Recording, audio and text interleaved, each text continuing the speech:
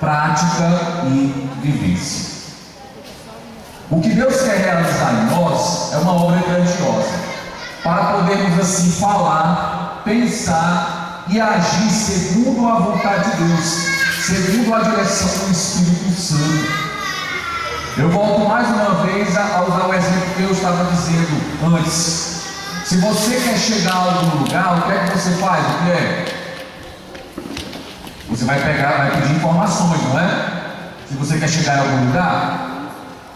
Então, a partir das informações que você obtém, você vai tentar atingir esse lugar, chegar lá nesse lugar. E você vai seguir aquela direção.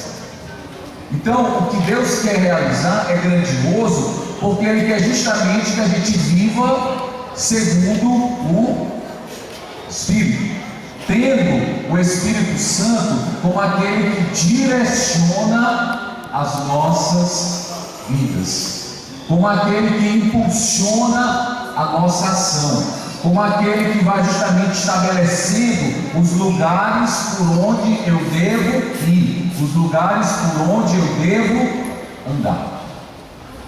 E aí eu quero justamente refletir um pouco mais com vocês sobre isso. Acontece muitas vezes que nós andamos por alguns lugares que depois a gente acaba se arrependendo. Às vezes nós chegamos a determinados destinos na nossa vida que acabamos nos arrependendo. A nossa vida é sempre uma caminhada. A nossa vida é uma constante andança. Nós estamos sempre procurando atingir algum lugar. Quando você vai fazer um curso, quando você pretende entrar na universidade, você está querendo chegar a algum lugar, não é? Quando você começa a namorar e o seu namorado lhe pede um noivado, ele está querendo chegar a algum lugar. Não está querendo?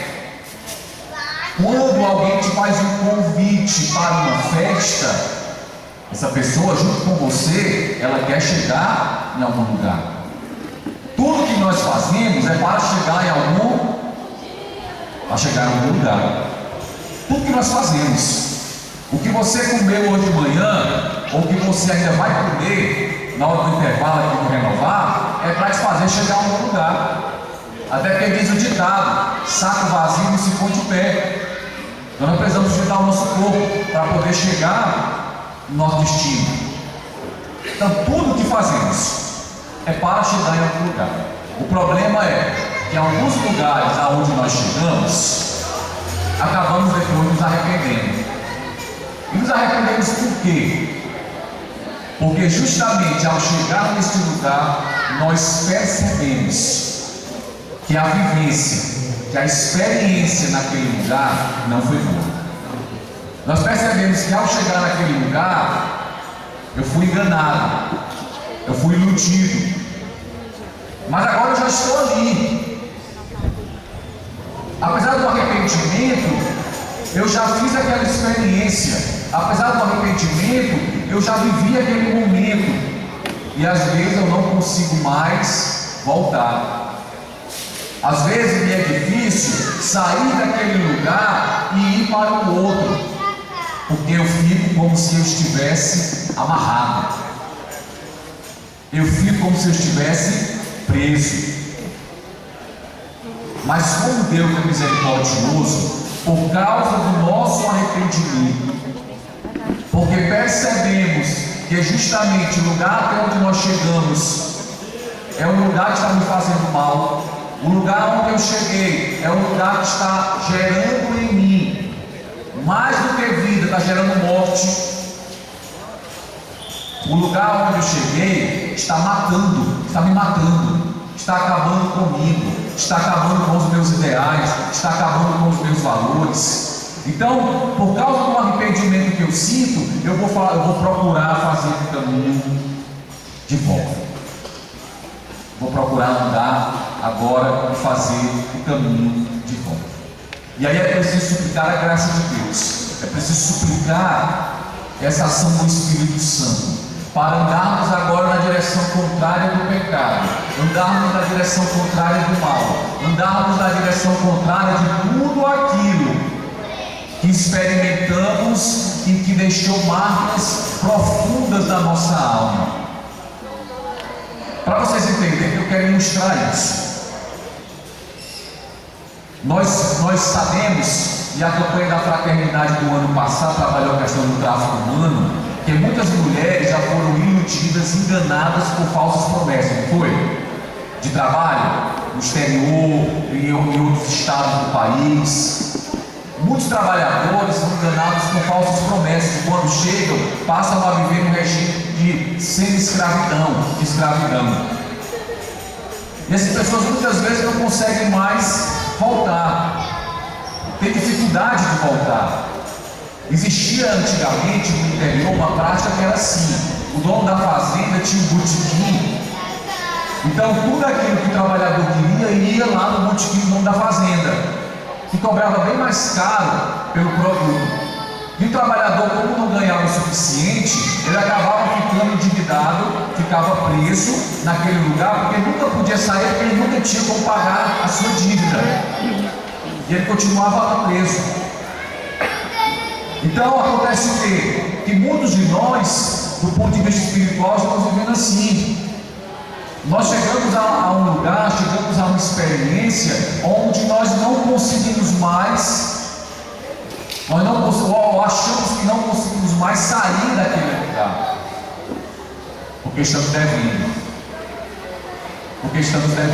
E eu quero dizer para vocês uma coisa: o próprio Paulo na carta aos Gálatas vai dizer para nós que Cristo rasgou toda a carta que existia de condenação, toda a dívida que pesava sobre nós por causa do pecado foi rasgada. E é justamente por causa disso que nós somos capazes de fazer um caminho de volta. É justamente por causa disso que nós não podemos e nem devemos permanecer no lugar de morte. Nós não podemos e nem devemos permanecer num lugar que nos oprime, ou vivendo uma experiência que nos amarra, nos aprisiona, nos torna escravos. A nossa sociedade hoje, muitas pessoas vivem experiências de escravidão. Muitas pessoas são escravos dos vícios. Muitas pessoas são escravos de outras pessoas. Quer ver um exemplo? Quando você não consegue perdoar uma pessoa, quando você traz no coração sempre o mal que aquela pessoa lhe fez, você acaba se tornando escravo daquela pessoa. Se todas as vezes que você passa por aquela pessoa, você lembra do mal que ela fez, se toda vez que você lembra dela, toda a sua vida muda. Já não fizeram essa experiência de estar bem, estar feliz, aí você encontrou aquela pessoa que lhe fez mal, aí o seu dia, assim, a sua alegria acaba. Há pessoas que chegam até a dizer assim: acabou meu dia, perdi o dia, só porque vi a cara daquele infeliz. Mas não acontece assim? Acontece. Então, é justamente por causa disso que nós podemos dizer que há muitas pessoas que vivem como escravos. Eu já dei esse testemunho para vocês aqui, porque eu vi essa experiência na minha própria casa. Eu vi, por exemplo, quando o meu pai saiu de casa e abandonou a minha mãe, foi tão traumático, doloroso para ela, que ela não conseguia enxergar outra coisa senão a figura do meu pai e o mal que ela poderia retribuir a ele. Então já não vivia mais, porque tudo aquilo que ela respirava e que ela desejava era fazer o mal a ele. E por causa disso, ela alimentava ódio e ressentimento, e esse ódio e ressentimento torna uma pessoa escrava. Se você traz no seu coração ódio, ressentimento, amargura, mágoa, você acaba se tornando um escravo. Um escravo desse próprio sentimento. E eu repito para você mais uma vez: não é assim que Cristo quer que a gente viva. Se Jesus Cristo veio, deu a vida por nós, como eu disse no início, impulsionado pelo seu grande amor, Ele doou-se completamente por nossa salvação, foi para que nós vivêssemos livres. Eu quero que você diga para essa linda pessoa que está do seu lado: foi para a liberdade que Cristo te chamou. Não foi para você ser escravo de nenhum sentimento. Não foi para você ser escravo da amargura, do ódio, do ressentimento. Não foi para isso que Cristo te chamou. Cristo te chamou para a liberdade. Quantos de nós aqui pode se dizer verdadeiramente livre? E é justamente responder esta pergunta que nós queremos fazer durante esse renovar. Nós queremos dizer, cantar e nos alegrar justamente com a liberdade que Cristo já conquistou para nós. Com a liberdade que Cristo já conquistou para nós. Vocês mesmos são testemunhas, porque nós vivemos numa área onde nós podemos olhar e ver cotidianamente muitas pessoas escravas dos vícios. Muitas pessoas que estão morrendo por causa dos vícios, porque não conseguem ser livres, porque não conseguem mais dizer não àquilo que escravizou. Você acha que é isso que Deus sonhou para esta pessoa? Você acha que é isso que Deus sonhou para este jovem, para este homem? Não é isso que Deus sonhou. Por isso, na nossa sociedade que nós vivemos hoje, que propõe para nós tantas formas de vida, nós devemos abrir os nossos olhos, porque existem formas de vida que apenas nos escravizam. Existem formas de vida que nos tornam apenas escravos. E não é isso que Cristo quer. Se você andou na direção e chegou, você andou melhor, e acabou encontrando no lugar onde você chegou experiências, práticas e vivências de morte, eu te convido a você fazer agora o caminho contrário. E aí eu recordo com vocês a parábola do filho pródigo. Não poderia deixar de recordar, porque o filho, quando saiu de casa, ele encontrou um lugar que no primeiro momento satisfez imensamente os prazeres dele, como tantos jovens e adultos hoje. Ele gastou todo o dinheiro que tinha, como diz a parábola, com bebidas, com mulheres, com orgias. Só que depois tudo isso acabou. E o que é que sobrou para ele? Vocês lembram o que é que sobrou para ele? A miséria. Ele tinha que dividir a comida dele com os porcos. Você acha que isso é vida? Você acha que isso é vida? Ele também achou que não era. E o que é que ele fez? Se arrependeu e disse: vou voltar para a casa do meu pai, porque lá existe pão em abundância. Meus irmãos, digo para vocês hoje, você que veio para este renovar, você que veio para este encontro, o que Deus deseja realizar em você é justamente esta graça de você andar e fazer agora o caminho contrário, não na direção do pecado, não na direção da morte, não na direção da escravidão, mas na direção da vida, da libertação, na direção da restauração. E esta palavra que eu quero pegar para terminar, esta palavra que eu quero pegar para terminar, a palavra restauração. Mas antes, deixa eu ilustrar para vocês mais. Quero que vocês entendam o que acontece conosco quando nós andamos na direção errada. Quero que vocês entendam bem isso. Imagina uma pessoa que vem voltando e levou uma pizza, levou uma surra. O pessoal pegou o pau, bateu nas pernas dela, nas costas, bateu na cabeça. Essa pessoa, ela foi ferida, machucada. Essa pessoa, ela vai voltar para casa com muita dificuldade. E quando chegar em casa, as pessoas, quando olharem para ela, vão se compadecer, porque ela vai estar desestruturada. As pessoas não vão reconhecer, porque ela apanhou muito. Apanhou muito. Quando nós caminhamos na direção errada e fazemos justamente aquilo que nos escraviza, que nos oprime, que nos leva à morte, é assim que nós ficamos.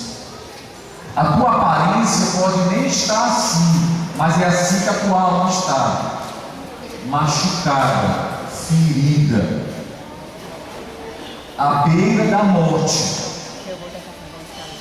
Mas a grande novidade que eu digo para vocês é justamente essa: se você tiver a coragem de ir dando os passos, mesmo que bem devagar, ou até mesmo se você tiver a coragem de ir se rastejando, Deus, Ele vai te levantar. Deus, Ele vai te restaurar.